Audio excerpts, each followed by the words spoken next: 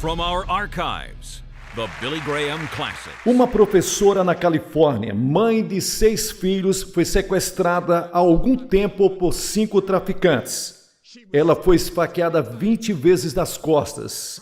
Seus captores disseram para a polícia que eles eram feiticeiros, que são bruxos e que eram adoradores do diabo.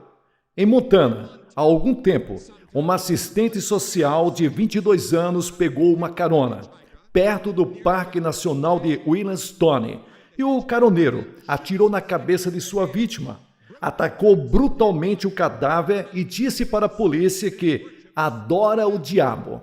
Em Miami Beach, uma aposentada de 69 anos é violentamente atacada por um jovem que mais tarde conta aos repórteres com muita alegria que nos últimos 5 anos ele tem adorado a Satanás. História após história após história como essa poderia ser contada esta noite se tivéssemos tempo para contá-la. A Escritura tem muito a dizer sobre o diabo e os demônios, na verdade. Em toda a Bíblia, a história de um conflito entre as forças de Deus e as forças do diabo, e a escritura que eu gostaria que você consultasse é Deuteronômio capítulo 18. 2 versículos, os versículos 10 e 11 de Deuteronômio. Não se achará entre ti quem faça de seu filho ou de sua filha passar pelo fogo, ou que usa de adivinação, ou observador de tempos, ou encantador, ou uma bruxa, ou encantador, ou um consultor de médiuns, ou um mago. Você se lembra da história de Saul? Ele quebrou aquela lei de Deus, e ele perdeu o contato com Deus. Deus deixou ele longe da bênção. E esse grande rei, rei Saul, rei de Israel, decidiu que iria consultar um médium e tentou obter uma mensagem de Samuel. Ele consultou um médium e um espírito enganador se passou por Samuel. Mas ele foi morto logo em seguida quando o julgamento de Deus caiu sobre Saul e sua família. Agora, os americanos a esta hora estão vacilando. De acordo com as últimas pesquisas, alguns negam completamente a existência do diabo, mas outros têm um fascínio antinatural, com o diabo e com os demônios e com o exorcismo, e outras coisas no ocultismo, e por causa do sucesso do filme O Exorcista, outros novos filmes estão sendo produzidos, falando do diabo. Mas um pastor que viu um desses filmes disse recentemente: era desagradável, repulsivo, nojento, pornográfico e obsceno. Eu mesmo não vi nenhum desses filmes, não pretendo me expor a esse tipo de coisa. Mas um padre jesuíta que viu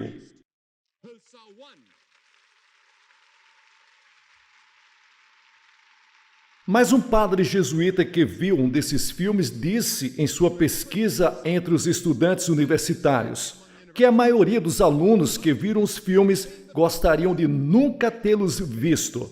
Agora, isto não é um fenômeno apenas na América. Também é na Alemanha, onde existem milhares de bruxas. Também está na Grã-Bretanha. Nosso bispo britânico disse outro dia que a Grã-Bretanha está se voltando para a magia negra, para a medida que seu interesse pelo cristianismo diminui, e acredito que um dos problemas no mundo de hoje, que não é reconhecido, é a grande intensificação e aceleração do mal no mundo nesse momento. Porque o diabo sabe que sua hora é chegada. A vinda do Senhor Jesus Cristo pode estar se aproximando e a Escritura ensina que, com a vinda do Senhor se aproximando, a atividade do diabo vai se intensificar. O sequestro, a violência, o terror em todo o mundo, eu acredito que faz parte da atividade demoníaca. Uma autoridade diz que a bruxaria é crescente, muito mais rápido do que qualquer outra religião no mundo ocidental. E uma das razões pelas quais eu acho que os jovens se envolvem é porque isso os envolve e traz a um retorno para a natureza, em um sentido de adoração dos deuses naturais, encontrando algum poder dentro de si, ou ampliando suas mentes, alguns deles através de drogas e alguns sem drogas. Mas milhares de jovens e velhos estão se intrometendo em um culto nesse momento e as lojas em nossas cidades estão vendendo todos os tipos de coisas que vão junto com seu culto. Um professor universitário, não desta universidade, mas um professor universitário, disse há algum tempo que havia dezenas de jovens em seu campus. Agora, covens, como você sabe, é um círculo de bruxas e bruxos. Numerando 13, eles são sempre o número 13. E eles têm seus direitos e seus rituais e sua literatura e suas bruxarias. Agora, o que é certo e o que é errado? O que é falso e o que é verdade? A Bíblia tem muito a dizer sobre isso e eu vou abordar um grande assunto em poucos minutos esta noite. Primeiro, a Bíblia ensina que existe um diabo. Existe um diabo. Nós o encontramos no 3º capítulo do Gênesis e não nos livramos dele até o final do livro do Apocalipse. Ele está em toda a Bíblia.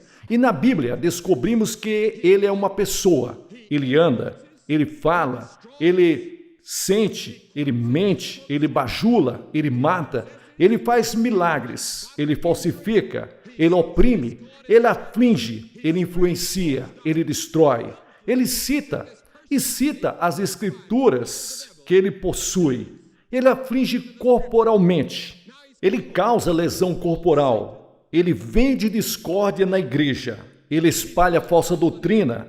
Essas são as coisas que essa personalidade na Bíblia, chamada de diabo, faz de acordo com a Escritura. Agora, ele é chamado na Bíblia, ele é chamado de Satanás, ele é chamado de diabo, ele é chamado de anjo caído, ele é chamado de leão que ruge, ele é chamado de príncipe dos demônios, ele é chamado um lobo, um predador, Beelzebu, o dragão, a serpente, Lucifer, uma grande luz, uma estrela, um traidor, um adversário, um milagreiro, um mentiroso, o pai da mentira, o Deus desse mundo, o príncipe desse mundo, o príncipe do poder do ar. É descrito na Bíblia como o reino das trevas, o reino do mal, o reino da injustiça, o reino do ódio, do pecado, da morte, do inferno e a sepultura que ele produz, falsos milagres, falsas experiências espirituais, falsas línguas, o pai da falsidade. Ele tem uma falsa igreja, um falso evangelho, um falso plano de salvação, uma falsa trindade, falsos pregadores, falsos profetas. E o que a Bíblia diz sobre o diabo agora, a palavra Lúcifer significa barril de luz, aquele que brilha, é uma luz enganosa, não a luz verdadeira, é uma luz enganosa, é uma luz falsa que promete liberdade e vida, mas ele produz apenas tristeza, escravidão e morte. Ele é um enganador e está tentando enganar milhares de vocês, jovens, esta noite, prometendo-lhes que, se apenas segui-lo e servi-lo, e curvar-se a ele e viver para ele, você vai ter liberdade e vida. Mas, na verdade, ele te dá tristeza e escravidão. E, finalmente, a morte eterna no inferno. Agora, o diabo é resistido na Bíblia pelos personagens da Bíblia que Deus honrou e abençoou e amou. Ele foi resistido pelos profetas, ele foi resistido por Jesus, ele foi resistido pelos discípulos, ele foi expulso do céu. E a Bíblia diz que ele acabará por ser lançado no inferno, o lago de fogo, que foi preparado para o diabo e os seus anjos. Agora você diz, como o diabo se originou e por que Deus permitiu o diabo? Bem, há muita incerteza sobre o que o apóstolo Paulo chama de o ministério da iniquidade. São apenas algumas coisas que não sabemos. Deus não revelou para nós e se Deus não revelou, não devemos nos aprofundar em especulações. Mas há algumas dicas na Bíblia sobre onde o diabo se originou. No capítulo 14 de Isaías diz: como caísse do céu, ó Lúcifer, filho da manhã, jogado no chão, porque disseste no teu coração, 5 vezes vou me colocar acima da vontade de Deus, contra a vontade de Deus. Ouça isso. Subirei ao céu, exaltarei meu trono acima das estrelas e me sentarei sobre o monte da congregação. Subirei acima das mais altas nuvens, serei como o Altíssimo. Em outras palavras, chegou o momento em que, em algum lugar na eternidade, quando Lúcifer, o maior e maior de todos os seres criados por Deus, liderou uma rebelião contra Deus. E parece que cerca de 1/3 dos anjos se juntou a ele na rebelião. Eles foram expulsos do céu, eles caíram sobre a terra, e o diabo e seus anjos caídos agora se tornaram demônios. Estão ativos nesse planeta, estão sob julgamento, estão derrotados pela cruz e pela ressurreição. Eles finalmente serão lançados no inferno, mas enquanto isso, eles estão ativos e aumentando sua atividade agora. O pecado de Lúcifer foi o orgulho. Ele queria ser como Deus, ele queria estar acima de Deus, ele queria ser maior em todo o universo. Então, ele liderou a rebelião. Você diz, de onde ele tirou essa ideia? Nós não sabemos. Como o pecado entrou em seu coração? Não sabemos porque Deus o permitiu? Não sabemos. Isso não está revelado. Deus não revelou, é o ministério da iniquidade. É algo que não entendemos e nunca será resolvido até que a batalha do Armagedon, quando nosso Senhor Jesus Cristo vai voltar, seguido por milhares dos exércitos do céu. E ele vai destruir para sempre o diabo e seus anjos. E seremos livres nesse planeta da maior praga, na maior coisa que já aconteceu a qualquer planeta em qualquer lugar do universo. Agora, a segunda coisa sobre demônios, o Novo Testamento deixa claro. Há um demônio, há muitos demônios. Você se lembra da história do 5º capítulo de Marcos? O homem das legiões. Esse homem estava possuído por um demônio, muitos demônios. E afetou sua mentalidade, suas faculdades emocionais e físicas, e Jesus falou com aqueles demônios. Sim, Jesus não falou com o homem, Jesus falou com os demônios. E há várias coisas sobre esse homem que me interessam hoje e são relevantes nesse momento na América. Ele estava nu e atacava as pessoas, era violento, tão violento. E olha a violência no país. Ele queria que os demônios fossem lançados. Os demônios queriam ser lançados nos porcos. Nos porcos. Você vê a combinação que você tem aqui? Você tem a violência, nudez, autodestruição e porcos. Como algumas pessoas chamam a polícia hoje. Algumas das pessoas mais violentas, porcos.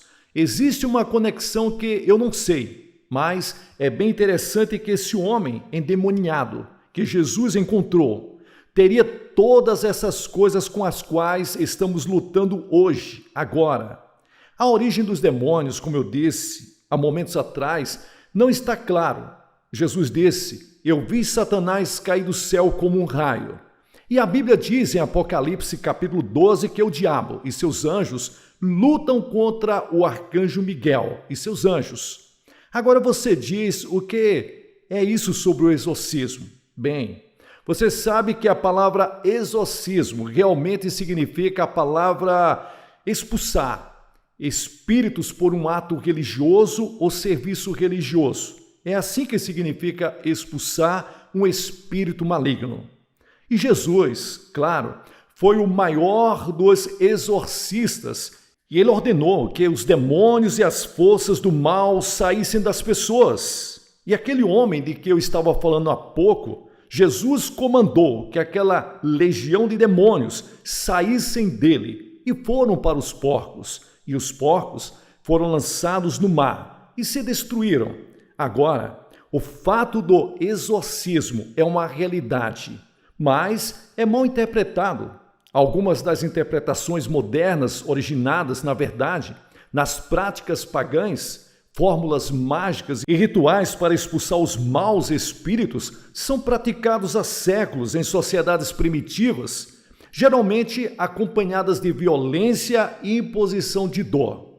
Há uma tribo na Índia sobre a qual eu li, onde eles pegam um pavio de algodão embebido em óleo e eles acendem, enfiam nas narinas das pessoas que supostamente estão possuídas por demônios. E a crueldade do exorcismo profissional em muitas partes do mundo está além da nossa compreensão e entendimento.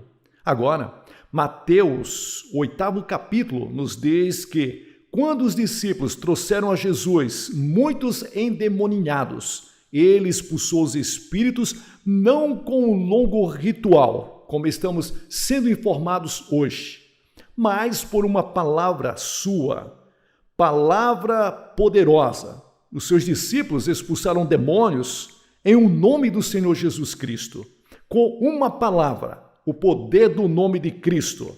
E em Marcos capítulo 16, 17, diz que esses sinais acompanharão aqueles que acreditam em seu nome. Eles expulsarão demônios. No entanto, agora um aviso, não saia por aí usando o nome de Jesus Cristo de qualquer maneira, não vai funcionar. Você precisa estar cheio do Espírito Santo, você tem que andar no Espírito, você tem que saber que isso é um demônio e você tem que saber, sem sombra de dúvida, que você tem a autoridade da palavra de Deus por trás de você. E essa autoridade está no nome de Jesus, está no poder do Deus Todo-Poderoso. Agora, como você evita ser possuído ou assediado e atormentado por demônios? Você vê que os demônios têm influência apenas, sim, isso é o que diz, e eu repito, um cristão. Somente quando você está andando em algum pecado, se você permitir que um pecado, além de assediar, tome conta de você, você abriu o caminho para os demônios em sua vida. Enquanto caminhamos com Cristo, se você é um cristão, e você está andando no Espírito, e Deus está com você, e todos os pecados conhecidos foram confessados, você está em comunhão com Cristo. Então você pode andar no meio das situações espirituais mais perigosas e ser protegido por Deus. Você pode reivindicar a autoridade sobre o diabo e seus anjos. Mas eu vou te dizer o que o diabo vai fazer. Ele vai blefar o máximo que puder para levar você a dar, nem que seja um polegar de terreno para ele. Uma mulher possuída por um espírito de adivinhação, que você lembra, incomodou Paulo. E ele disse que aquele espírito maligno saísse em nome de Jesus Cristo. Saia dessa mulher e deixe ela sozinha. E o espírito maligno saiu. Agora, eu pessoalmente já tive essa experiência algumas vezes, mas muito poucas. Eu estava a tentar, pensando, apenas uma vez na América. Lembro-me 2 vezes na Índia. Lembro-me uma vez na África. E uma vez no Extremo Oriente, 2 vezes no Extremo Oriente, e em cada ocasião, de forma muito interessante, a pessoa envolvida usa as mesmas 3 palavras: eu sou livre. Cristo pode te libertar, mas não é como um ritual, não é feito como a maneira como está sendo retratado, é feito em nome do Senhor Jesus Cristo. E cada crente, cada cristão, tem o direito de rezar essa oração com uma pessoa que está em problemas. Agora, muitas coisas que achamos de possessão demoníaca e não são possessões demoníacas. Por exemplo, problemas mentais não são causados por demônios. Alguns podem ser, mas muitos não são. E por isso tem que ter discernimento, que só o Espírito Santo pode lhe dar sobre o que é atividade demoníaca e o que é atividade normal ou da própria natureza. E você diz, como vencemos os demônios quando eles nos incomodam e nos perseguem? Eu quero que você ouça isso. Eu tenho a certeza que todos os verdadeiros crentes não são possuídos por demônios. Verdadeiramente, um verdadeiro crente, ele pode ser atormentado, pode ser perseguido, pode ser assediado por um demônio, mas não acredito que a Escritura ensina que você pode ser possuído por um demônio. Satanás encheu o coração de Judas, encheu Ananias e Safira, que não eram crentes professos. Mas você tem certeza que conhece a Cristo? Você sabe que Cristo vive em seu coração? Você já recebeu Jesus? Venha a Cristo essa noite, enquanto pode. Como Bill Cepeda disse que faz 5 anos atrás, e Mike disse que faz 3 anos atrás. Venha a Cristo, entregue sua vida a Ele e tenha certeza disso. E você vai ter um poder vivendo dentro de você, que é maior do que aquele que está no mundo. O poder do Espírito Santo, o poder de Deus em sua vida, e você pode resistir ao diabo. A Bíblia diz, e ele fugirá de vós. A segunda coisa que eu desejo é que você seja cheio do Espírito Santo. A Escritura diz que não se embriague com vinho, mas encha-se do Espírito Santo. Eu quero pedir a você essa noite como um crente. Você está cheio do Espírito Santo? Você pode ser preenchido não através de algum êxtase emocional. Você pode ser preenchido por um simples ato de fé. Como você recebeu a Cristo? Você recebe o poder da fé. Tudo em você se torna completamente cheio. E você pode dizer, estou cheio do Espírito Santo. Com o Espírito Santo pela fé, você vê no momento em que você recebe a Cristo, o Espírito Santo passa a residir em seu coração e conforme você entrega tudo a Ele, Ele está mudando a sua vida, Ele está enchendo você e você passa a produzir os frutos. Agora, todo cristão tem os dons do Espírito. Você tem um dom. Não me importa quem você seja e quão humilde você é como crente. Você tem um dom e deveria estar utilizando esse dom no corpo de Cristo. E você deveria estar utilizando esse dom em testemunhar para Cristo. Mas o fruto do Espírito é algo diferente. O fruto do Espírito é diferente dos dons do Espírito. O fruto do Espírito é produzido por o Espírito Santo, amor, alegria, paz, longanimidade, gentileza, bondade e assim por diante, que é produzido pelo Espírito Santo. Agora, se você está vivendo no Espírito, produzindo o fruto do Espírito, cheio do Espírito Santo, Satanás não pode combater contra você. Deixe-me dizer-lhes que mesmo o menor pecado entristecerá o Espírito Santo e abrirá brechas para o ataque demoníaco. Jesus disse, nunca te deixarei, nem te abandonarei, não te deixarei. Agora, a terceira coisa, observe os esquemas do diabo. A Escritura diz, colocando toda a armadura de Deus, para que você possa resistir às astutas ciladas do diabo. Agora, o diabo vai explorar suas peculiaridades de personalidade, a concupiscência da carne, aquilo que é natural, os impulsos físicos. Você tem fome, como ele teve Jesus. E ele tentou Jesus quando Jesus estava com fome. O diabo sempre vem até você quando você está fraco, para tentá-lo e atormentá-lo e para incomodá-lo. Cuidado com aqueles momentos em que você está fraco. Quando você está com fome, ele também usa o desejo sexual. O sexo é um impulso poderoso que todos nós temos e o diabo usará se você der um único centímetro de terreno para ele. A Bíblia nos diz, a nossa luta não é contra a carne nem contra o sangue, mas contra as potestades do mundo tenebroso, contra os espíritos malignos do ar. Então a Bíblia diz, portanto, pegue a armadura de Deus, para que possais resistir no dia mau, e tendo feito tudo, ficar firmes. E então, a Bíblia descreve a armadura que devemos ter, e eu quero perguntar a você essa noite se você tem a sua armadura. Verifique primeiro, verifique o cinto. Paulo disse que, tendo seus lombos cingidos com a verdade, agora o cinto era um cinto de cerca de 6 ou 7 polegadas de largura, que envolvia o soldado romano.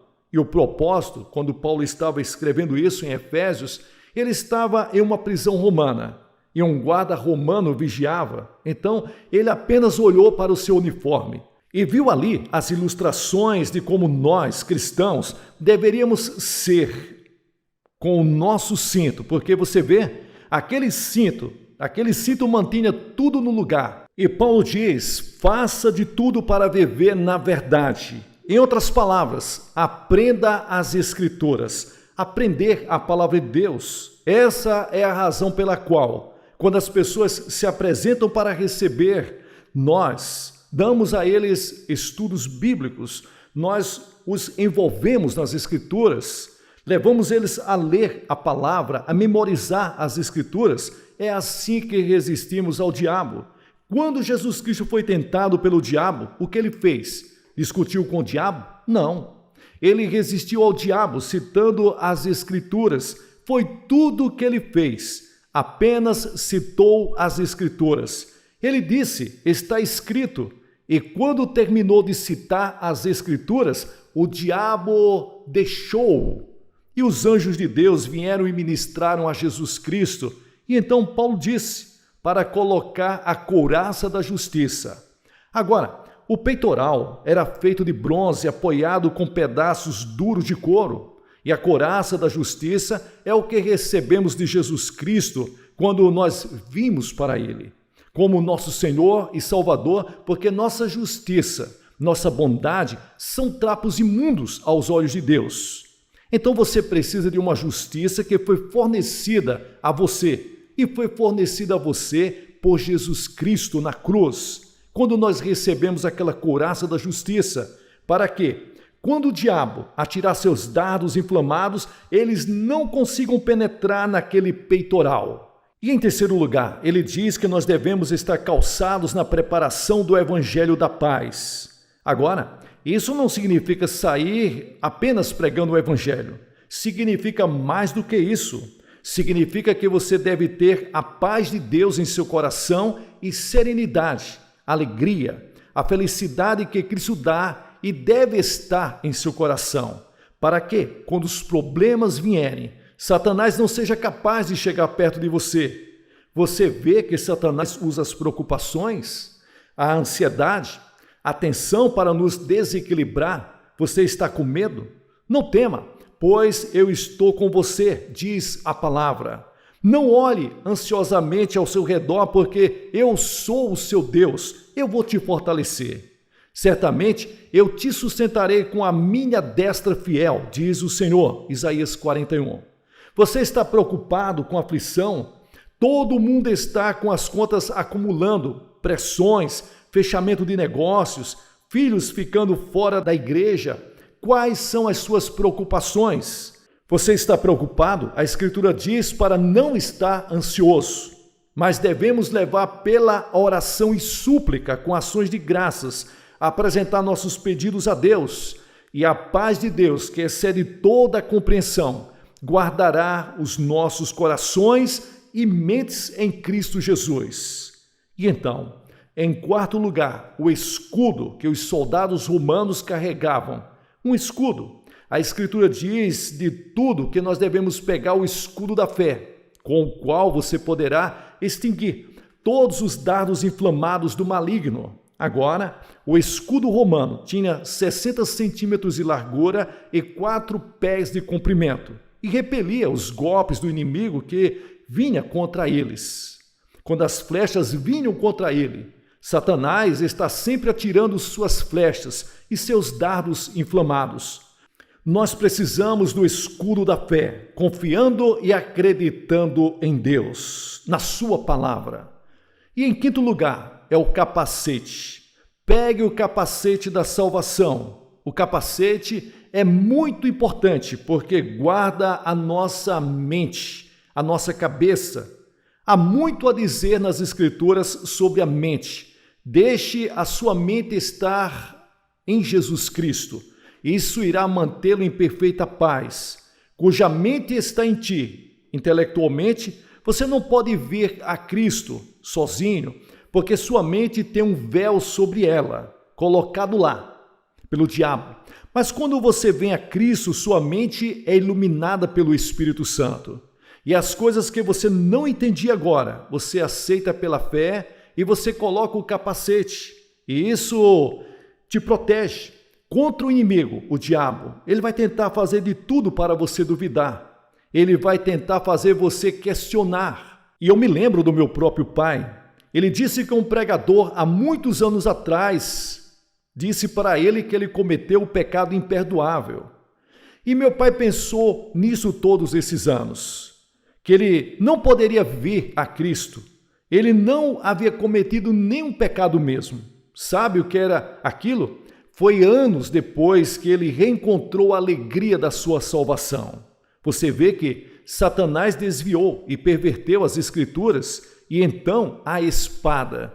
E a espada do Espírito, que é a palavra de Deus, essa é a arma ofensiva. Você vê, a lâmina de um romano tinha cerca de 24 centímetros de comprimento e ele iria torcer e girar, manter o equilíbrio sempre, estocando. E a Escritura diz que a palavra de Deus é viva e ativa e mais afiada do que qualquer espada de 2 gumes.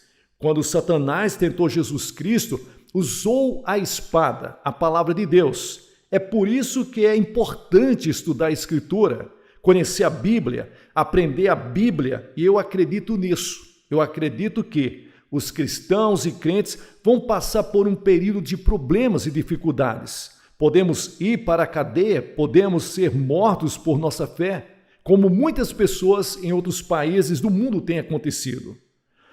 Não vamos escapar. Está a caminho, e a maneira de se preparar é aprender este livro. Para quê? Quando eles o invocarem para testemunhar, quando eles o invocarem, você conheça as Escrituras e possa citar a palavra de Deus e seja uma testemunha e resista ao diabo, e a Escritura diz que ele fugirá de vós. Então, a 7ª e a última coisa é orar. Orar sem cessar, disse Paulo. A oração e petição. Ore sempre no Espírito, orando no estudo da Bíblia. Verifique sua armadura, se está no lugar. Uma palavra final, a vitória final. O diabo e suas obras, e a morte, o inferno, a sepultura, serão anulados, lançados no inferno e destruídos, pois Jesus Cristo na cruz já conquistou toda a nossa vitória, em nome de Jesus Cristo. Até aquele dia final, você poderá se manter firme com o poder de Deus na sua vida. Pode haver muito sofrimento, muita luta, muita batalha, mas nós estamos do lado vencedor. E a Escritura ensina que Jesus Cristo ganhou a vitória, e eles o venceram pelo sangue do Cordeiro e pela palavra do seu testemunho. Há poder no sangue de Jesus Cristo. Vou pedir para que você tome a sua decisão agora mesmo. Vou pedir que receba a Cristo agora. Vou pedir que centenas deixem o seu lugar agora. E vindo aqui à frente, digam: eu recebo a Cristo. Eu o aceito como meu Senhor e meu Salvador. Desejo que meus pecados sejam perdoados. Quero ter a certeza de que irei para o céu. Como podem ver, centenas de pessoas estão vindo de toda parte deste estádio para entregar a sua vida a Cristo. Você pode fazer a mesma entrega em seu lar, ou num bar, ou num saguão de hotel, ou em qualquer lugar em que esteja, vendo pela televisão. Você pode dizer um eterno sim a Cristo, e Ele o perdoará. Seu pecado vai ser extinguido.